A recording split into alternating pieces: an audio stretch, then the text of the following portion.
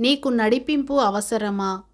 నీవు పరిశుద్ధాత్మలో జీవించు ఒక వ్యక్తివైతే, నీవు ప్రకృతి సంబంధమైన సహజమైన జీవితము జీవించుచు, నీ జీవితకాలమంతయు చేయగలిగిన అనేక కార్యముల కంటెను అధికమైన వాటిని కేవలము 1 గంటలో చేసి ముగించెదవు అని ఒక దైవజనుడు చెప్పిరి. మనము 2 రీతులలో జీవించవచ్చునని మన సంఘ పాస్టర్ అయిన ఎస్బి ఎర్నెస్ట్ గారు చెప్పేవారు. పక్షులు నడవగలవు, పక్షులు ఎగిరిపోగలవు. ఒక పక్షి కొద్ది దూరము మాత్రమే నడిచి వెళ్ళగలదు, కానీ ఎగిరినట్లయితే అది పర్వతములను, నదులను, ఇతరత్ర ఆటంకములను దాటి వెళ్ళగలదు. ఆత్మచేత నడిపింపబడు ఒక జీవితము ఎగురుచుండు ఒక పక్షి వలె ఉండును. ఐగుప్తు నుండి కనానుకు పయనించు ప్రయాణము 11 దినముల ప్రయాణము మాత్రమే. కాని ఇశ్రాయేలు ప్రజలు కనాను చేరుటకు 40 సంవత్సరములు పట్టెను. ద్వితీయోపదేశకాండము 1-2 చూడుము. మానవుడు కాదు గాని దేవుడే వారిని నడిపించెను.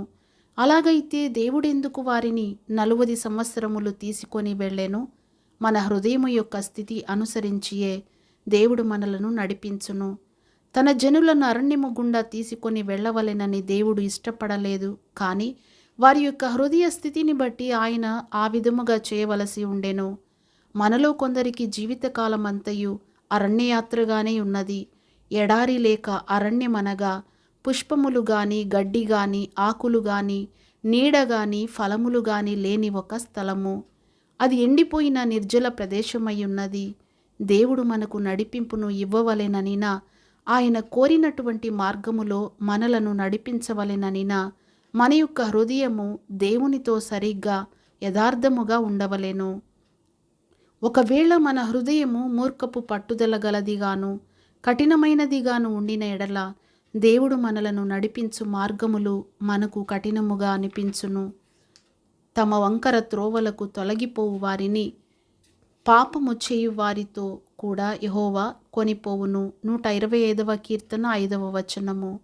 మనము మన యొక్క వంకర త్రోవలను పట్టుకొని ఉన్న ఎడల ప్రభువు తన యొక్క పరిపూర్ణమైన త్రోవలను మనకు చూపించరు. గనుక మనము ప్రభువునకు భయపడి ప్రతి విధమైన కీడునకు దూరముగా ఉండేదముగాక.